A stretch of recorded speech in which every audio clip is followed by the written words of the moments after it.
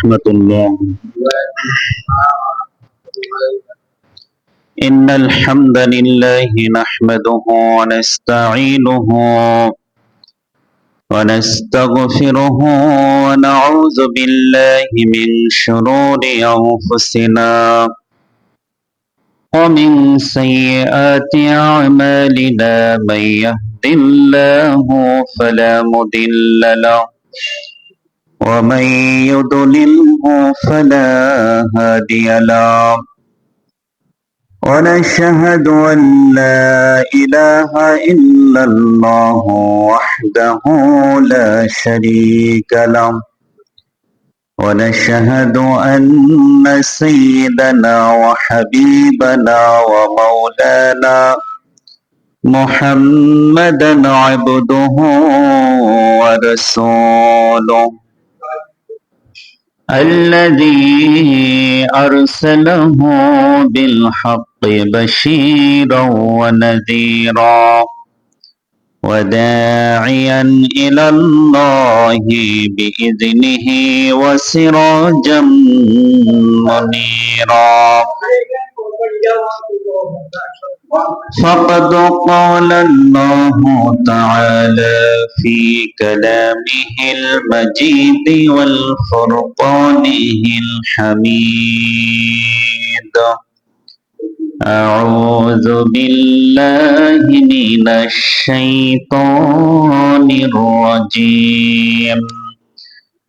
بسم الله الرحمن الرحيم. قل اللهم مالك الملك تؤتي الملك من تشاء وتنزع الملك ممن تشاء وتعز من تشاء وتذل من تشاء بيدك الخير إنك على كل شيء قدير.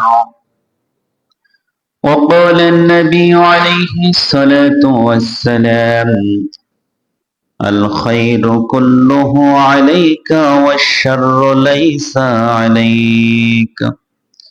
أو كما قال النبي عليه الصلاة والسلام: رب اشرح لي صدري ويسر لي أمري واحلل عقدة من لساني يفقه قولي. الحمد لله. পবিত্র সফর মাসের দ্বিতীয় জুম্মায় আল্লাহ তাআলা আমাদেরকে আগেই মসজিদে আসার তৌফিক দান করেছেন, সুস্থতার নিয়ামত দান করেছেন। দুনিয়ার কাজ থেকে আল্লাহ তাআলা বিরত রেখে আখিরাতের কাজে আমাদেরকে শামিল হওয়ার তৌফিক দিয়েছেন। এজন্য সবাই শুকর আদায় করি, সবাই পড়ি আলহামদুলিল্লাহ। সাথে সাথে দরুদ এবং সালাম বর্ষিত হোক সাইয়্যিদুল মুরসালিন আশরাফুল আম্বিয়া রাহমাতুল লিল আলামিন খাতামুন নবিয়্যিন হযরতে মুহাম্মদুর রাসূলুল্লাহ সাল্লাল্লাহু আলাইহি ওয়াসাল্লামের উপর। আল্লাহ তাআলা আমাদের সকলের জন্য জুমার এই খুতবাকে হেদায়েতের ওসিলা হিসেবে কবুল করুন, আমিন। রাসূলুল্লাহ সাল্লাল্লাহু আলাইহি ওয়াসাল্লামকে আল্লাহ তাআলা সমস্ত বিষয়ের জ্ঞান দিয়েছিলেন।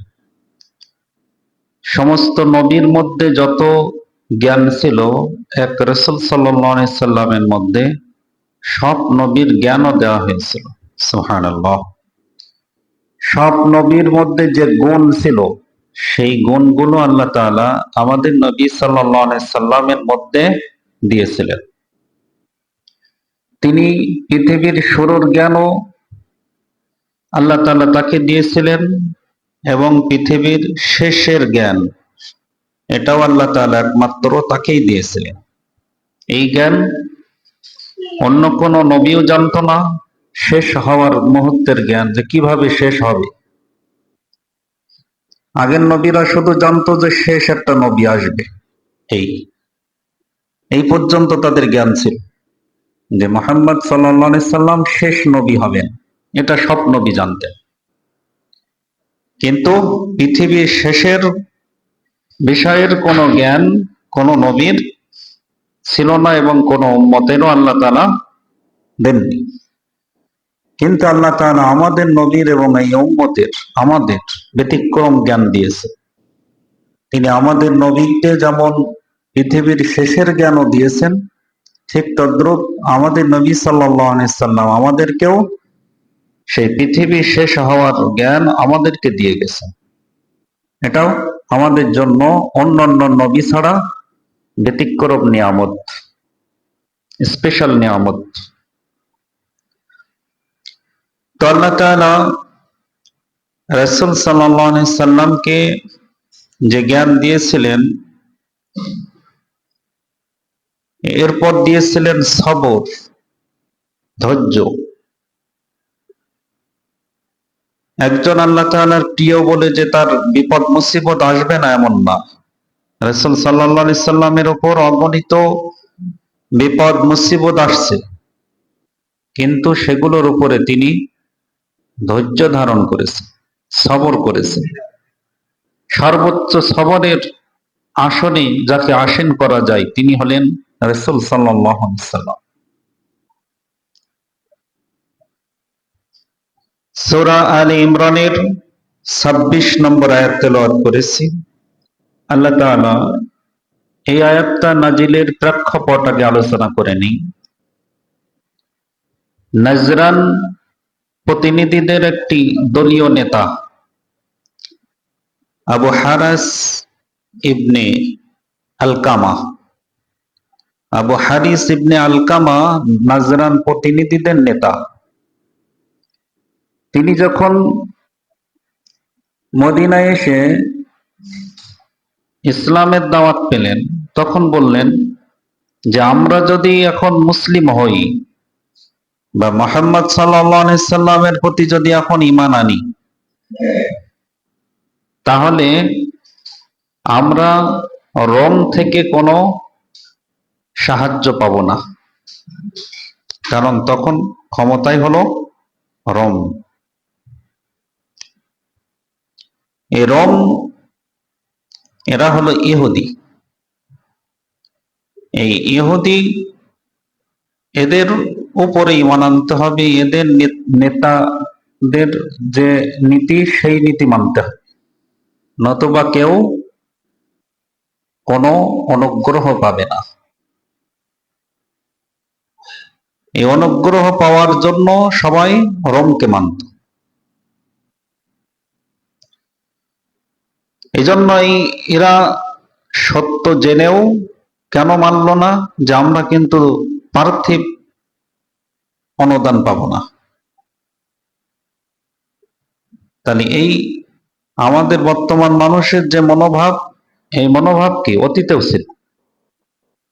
সব যুগের মানুষরাই দুনিয়ার সুবিধা, দুনিয়ার স্বার্থের কাছে নিজের বিবেক, সততা এই সবগুলো বিসর্জন দিয়েছে শুধুমাত্র স্বার্থ লোভে। সব মানুষ নয়, কোন যুগে অধিকাংশ, কোন যুগে কম সংখ্যক, কোন যুগে অধিক সংখ্যক, কোন যুগে কম সংখ্যক মানুষ ন্যায় নীতি বিসর্জন দিয়ে দুনিয়ার পার্থিব কিছু আশায় তারা সততাকে বিসর্জন দিয়েছে, ন্যায় নীতিকে বিসর্জন দিয়েছে এবং অন্যায় পথকেই প্রশ্রয় দিয়েছে। রাসূল সাল্লাল্লাহু আলাইহি সাল্লামের উপর ঈমান তারা আনলো না। এই আবু হারিস ইবনে আলকামা ঘোষণা দিল যে আমরা তাহলে রোম সম্রাট থেকে সুযোগ সুবিধা পাবো না। এই জন্য তারা মানল না। এরপর রাসূল সাল্লাল্লাহু আলাইহি সাল্লাম ঘোষণা দিলেন যে যেই, আর ইহুদি কারা? বনি ইসরাইলের জাতি। রাসূল সাল্লাল্লাহু আলাইহি সাল্লাম এই কথা শুনে বললেন যে যেই মহান আল্লাহ তাআলা আধ্যাত্মিক নিয়ামত অর্থাৎ নবুয়াতি নিয়ামত, সবচেয়ে সম্মানিত সুউচ্চ নিয়ামত হলো নবুয়াতি নিয়ামত, যেটা সব যুগের লোকই এই নিয়ামতকেই গুরুত্ব দিতে।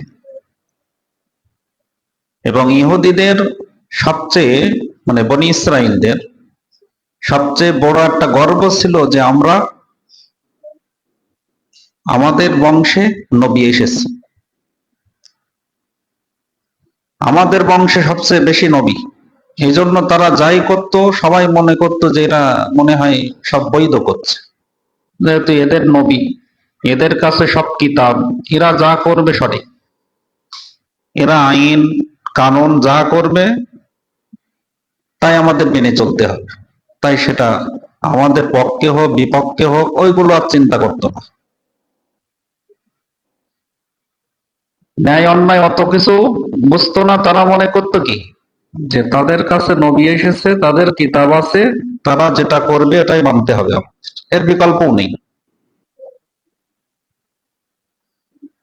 তখন রাসূল সাল্লাল্লাহু আলাইহি সাল্লাম বললেন যে আল্লাহ তাআলা বনি ইসরাইলের কাছ থেকে নবুয়াতি নিয়ে ছিনিয়ে নিয়ে বনি ইসমাইলের হাতে দিতে পারেন। অর্থাৎ রাসূল সাল্লাল্লাহু আলাইহি সাল্লাম হলেন কি বনি ইসমাইলের সন্তান, ইসমাইলের বংশের সন্তান। আর ওরা সবাই বনি ইসরাইল মানে কি, ওই যে ইয়াকুব আলাইহিস সালামের এক নাম হলো ইসরাইল, আল্লাহর দাস। বনি ইসরাইল শব্দের অর্থ হলো আল্লাহর গোলাম, বা আরবিতে যেটা আব্দুল্লাহ, সেটা ওই হিব্রু ভাষায় বনি ইসরাইল, আর বাংলায় হলো আল্লাহর গোলাম বা আল্লাহর দাস। তো এই ইয়াকুব আলাইহিস সালামের জাতিরা তারা নবুয়াত নিয়ে গর্ব অহংকার করত। তখন আল্লাহ তাআলা কি করলেন, শেষ নবী নির্ধারণ করলেন, সর্বশ্রেষ্ঠ নবী বনি ইসমাইল, ইসমাইল আলাইহিস সালামের বংশে। সুবহানাল্লাহ। তাই রাসূল সাল্লাল্লাহু আলাইহি সাল্লাম ঘোষণা দিলেন যে যেই আল্লাহ তাআলা আধ্যাত্মিক নিয়ামত, সর্বশ্রেষ্ঠ সম্মানের নিয়ামত বনি ইসমাইলের কাছ থেকে ছিনিয়ে, বনি ইসরাইলের কাছ থেকে ছিনিয়ে নিয়ে বনি ইসমাইলের হাতে তুলে দিতে পারেন, সেই আল্লাহ পার্থিব ক্ষমতা এটাও রোম থেকে ছিনিয়ে মুসলমানের হাতেও তুলে দিতে পারেন। এই ঘোষণা যখন দিলেন তখন তারা এবার উপহাস করলেন। উপহাস করলেন মদিনা খনন নিয়ে। আহজাবের যুদ্ধে রাসূল সাল্লাল্লাহু আলাইহি সাল্লাম কুরাইশদের যুদ্ধ থেকে আত্মরক্ষার জন্য, কুরাইশদের সাথে যুদ্ধ বাঁধছে, এই আত্মরক্ষার জন্য হযরতে সালমান ফারসি রাদিয়াল্লাহু তাআলা আনহু এর পরামর্শে মদিনার চারপাশ খনন করলেন। তাকে বলা হয় আহজাবের যুদ্ধ অথবা খন্দকের যুদ্ধ বলা হয়, খনন করেছিলেন। তাই উপহাস করে তারা বললেন যে সামান্য কুরাইশদের থেকে আত্মরক্ষার জন্য যদি তোমরা মুসলমানরা এত শক্তিশালী হও, এই মদিনা খনন করো, আর কোথায় রোম, রোমের ক্ষমতা নেবে, এই আশা করছে মুসলমানেরা। এইভাবে উপহাস করছে যে সামান্য কুরাইশদের থেকে আত্মরক্ষার জন্য তাই মদিনায় এত চওড়া করে খনন করছে, মাইলের পর মাইল। আর এরা স্বপ্ন দেখছে রোমের ক্ষমতা মুসলমানের হাতে আসবে।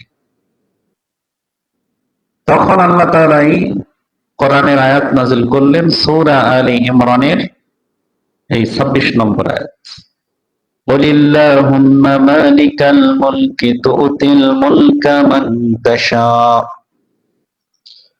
হে নবী, আপনি তাদেরকে বলে দিন যে সমস্ত মুলকিয়াতের মালিক হলেন আল্লাহ, সমস্ত রাজ্যের রাজা হলেন আল্লাহ, সমস্ত রাজাদের রাজাও হলেন তিনি আল্লাহ। মালিকাল মুলকি তুতিল মুলকা মান তাশা, এই মুলকিয়াতের ক্ষমতা যাকে ইচ্ছা তিনি তাকে বন্টন করে দেন।